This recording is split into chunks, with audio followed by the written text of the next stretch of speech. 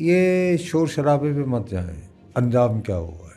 انجام یہ تھا، آج سے تو تقریباً 3 ہفتے سے مستقل ہم سوچ رہے تھے یا ہمیں بتایا جا رہا تھا کہ پاکستان کا آئین خطرے میں ہے. کہ پاکستان کا آئین خطرے میں کیوں ہے بھائی؟ کہ ایک اسمبلی پنجاب، اس کے ہائی الرٹ 90 دنوں میں الیکشن نہیں ہو رہے، اس لیے آئین خطرے میں پڑ گیا. تو میرے جیسے لوگ یہ روتے تھے کہ یار اگر یہ آئین خطرے میں پڑ گیا ہے تو اس کو بچانے کی صرف 3 رکنی بینچ نے کیوں ذمہ داری اپنے کاندھوں پہ لے لی ہے؟ باقی جو ججز حضرات ہیں خدا نخواستہ سپریم کورٹ کے، انہوں نے بھی تو آئین کے تحفظ کی قسم اٹھا رکھی ہے. کیا وہ اپنے حلف سے روگردانی کر رہے ہیں؟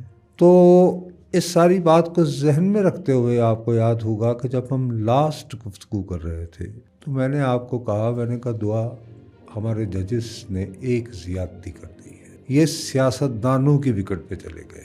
کیونکہ اگر آئین کا تحفظ ہی مقصد تھا تو 90 دنوں کے الیکشن تو پھر جو ہے وہ خیبر پختونخوا اسمبلی کے بھی ہونے چاہیے تھے. Why putting so much emphasis only and only on Punjab assembly?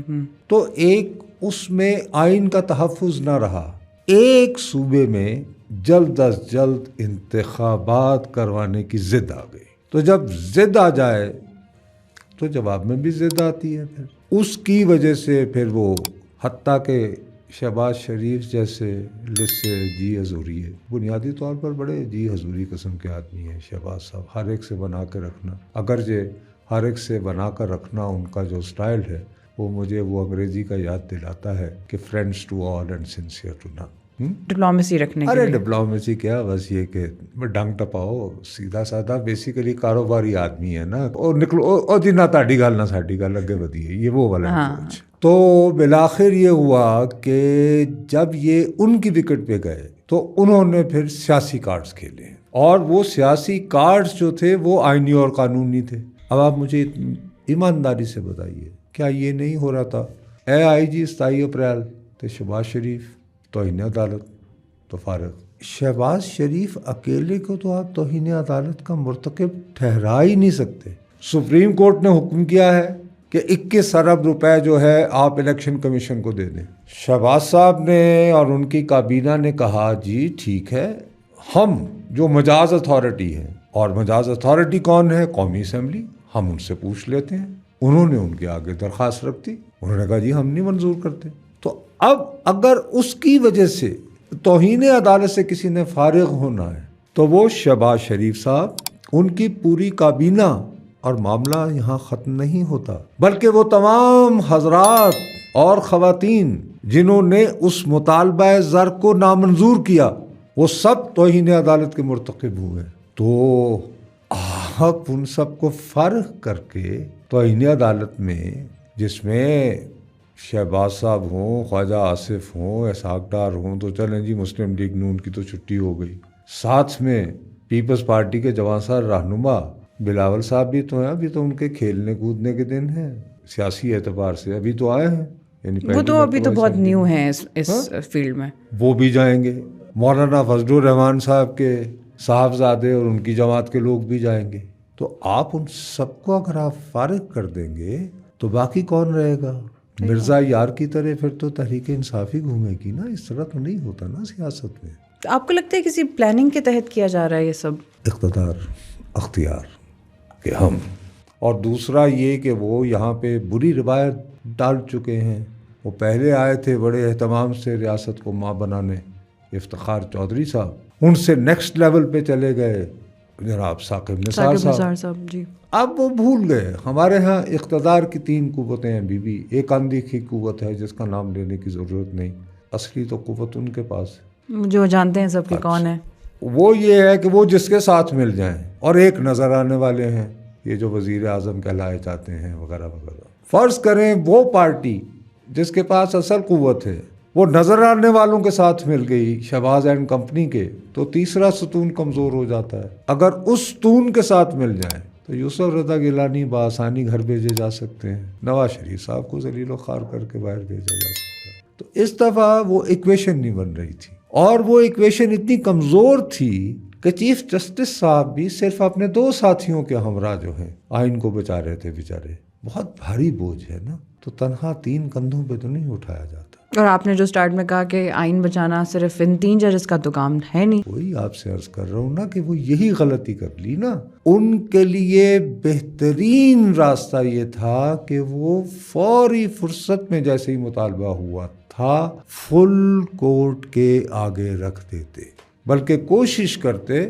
کہ خود ہٹ جاتے، کہتے لے جی یہ دوسرے ججز سے فیصلہ کروا لیں. کیا یہ واقعی 90 دنوں میں الیکشن ہونے ہیں یا نہیں ہے، لینے کے دینے پڑ جاتے. آپ اچک کے جو ہے جب آپ خود محافظ بن جائیں اور آپ کا جب یہ بلڈ ہو رہا ہو، تو ذاتی طور پر میں آپ کو بہت دیانتداری سے کہتا ہوں کہ میں اس کو ایک قبیح فعل سمجھتا ہوں، لوگوں کی ذاتی زندگیوں کو ریکارڈ کرنا. لیکن بھیا جب سے ریاست بنی ہے، ریاست کے مخبر ہوتے ہیں، آج سے نہیں، بادشاہوں کے زمانے میں. یہ لفظ اخبار نویس کیا ہے؟ اخبار نویس اصل میں مخبر ہوتا تھا. وہ لوگوں میں گھل مل کر معلوم کر رہا ہوتا تھا کہ وہ کیا سوچ رہے ہیں. وہ پھر روزانہ لکھتا تھا جس کو کہا جاتا تھا روز نامچہ. اس روز نامچے کو جلد از جلد دربار تک پہنچانے کے لیے ڈاک کا نظام ہوتا تھا کہ تازہ دم گھوڑے جو ہیں وہ ٹک ٹک ٹک ٹک جلد از جلد کا. اسی لیے جب آپ یہ جی ٹی روڈ پہ سفر کرو، آپ کو راستے میں سرائے نظر آئیں گی، وہ پانی کا وہ نظر آئے گا. تو اس وقت سے چل رہا ہے. جو نئی چیز اب آئی ہے وہ آئی ہے کہ ٹھیک ہے بھائی، ہے تو فعل قبیح، لیکن ہر دور کے حکمران یہ نگاہ رکھ کے تاکہ جاکی کرتے رہے ہیں. لیکن اس گفتگو کو منظر عام پر لانا بڑے اسٹریٹجک انداز میں ڈیمیج کرنے کے لیے. افسوس کی بات ہے مدر ان لا کی گفتگو رافعہ بی بی کے ساتھ آنا، اس کے عین ایک دن بعد خواجہ طارق رحیم صاحب کی گفتگو کا ثاقب نثار صاحب کے ساتھ آنا، تو اس میں دفاع مشکل ہو جاتا ہے. حالانکہ میں آپ کو دوبارہ کہہ رہا ہوں کہ اٹ سیلف لوگوں کے ٹیلی فون ٹیپ کرنا جو ہے یہ قابل مذمت فعل ہے. وہ ایک بہت بڑا کرائم ہے. ارے بی بی کرائم شرائم دیکھیے، میں آپ کو بتاؤں، غلام اسحاق خان صاحب نے 2 حکومتیں توڑی. اس میں جب وہ تقریر کرتے تھے حکومت توڑتے ہوئے صدر صاحب 8ویں ترمیم کے تحت، تو وہ مختلف جرائم گنواتے تھے. ان میں زیادہ زور جو ہوتا تھا وہ کرپشن پہ ہوتا تھا. اس کے بعد فاروق لغاری صاحب نے بھی بی بی کی اپنی ہی جماعت کی وزیر اعظم کی حکومت برطرف کی. اب ان تینوں برطرفیوں کے خلاف سپریم کورٹ میں ہٹیں ہوئیں. وہاں پر جسٹیفائی کرنے کے لیے کہ جی ہم نے کیوں توڑی، تو ایک صحافیوں کی فہرست دی جاتی تھی کہ جی حتیٰ کہ یہ حکومتیں اتنی بری تھیں کہ یہ ان لوگوں کے ٹیلی فون ٹیپ کرتی تھیں. اس بد نصیب کا نام ان تینوں فہرستوں میں شامل ہے. یہ سپریم کورٹ کے ریکارڈ کا حصہ ہے. تو یہ 3 حکومتوں کی برطرفی میں باقاعدہ لوگوں کے نام لے کر یہ ریکارڈ کا حصہ بنایا گیا ہے کہ ان کے ٹیلی فون مستقل ریکارڈ ہوتے تھے. اس کے بعد کتنی حکومتیں آئی ہیں، کتنے سو موٹو بھی لیے گئے ہیں. کیا افتخار چودھری صاحب نے، ثاقب نثار صاحب نے سو موٹو کی انہیں علت میں تو کہتا ہوں لاحق تھی. یہ جرت دکھائی کبھی کہتے کہ بھائی یہ کیا کرتی ہے ہماری ریاست، لوگوں کے فون کیوں سنتی ہے، مجھے بتائیں یہ سسٹم کیا ہے. بھائی اگر آپ ہی نے اس کو روکنے کی کوشش نہیں کی اور اب آپ کی گفتگو جو ہے وہ حشر نشر ہو رہی ہے، تو میں اس میں کیا کروں. تو وہ شکوہ تو نہیں بنتا نا پھر. بھائی ہم تو ویسے ہی بے اختیار لوگ ہیں، ہم تو رعایا کے عام لوگ. لیکن دوسری طرف آپ دیکھو، ہم سب کو انہوں نے آڈیو لیکس میں لگا دیا. اور یہ پہلو ہے، یہ میں آج سوچ کے آیا تھا. مجھے امید تھی کہ آپ ذہین ہو اور مجھ سے سوال کرو گی، اور آپ ذہین ثابت نہ ہوئی.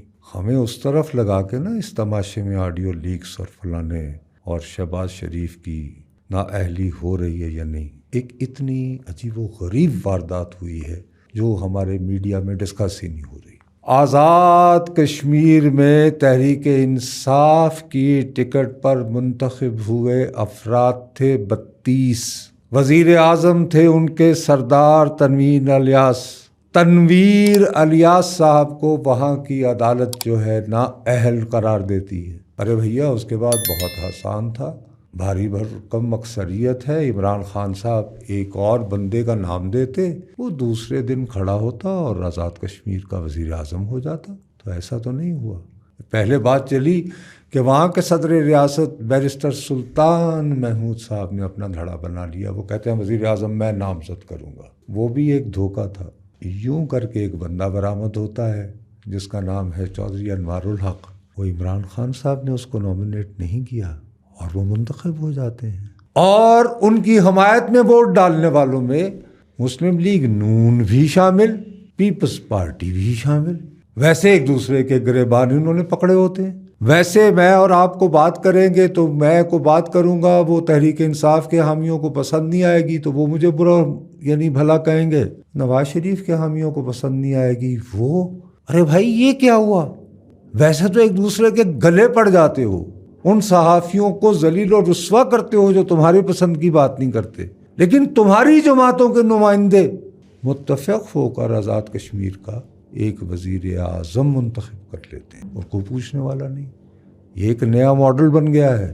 دیکھیے آزاد کشمیر ایک حساس خطہ ہے نا, تو حساس خطے پر نگاہ رکھنے والے جو ہیں وہ پھر حساس علاقوں میں تجربے بھی کرتے ہیں. اور یہ تجربہ بہت پہلے 2017 میں ایک اور حساس صوبے بلوچستان میں ہوا تھا, جہاں پہ راتوں رات مسلم لیگ کی اکثریت ختم ہو گئی تھی اور باپ نے باپ پارٹی بنا دی تھی. تو خدا کے لیے سوچیں کہ پاکستان کی آئندہ سیاست میں کتنے انوار الحق تیار ہوئے.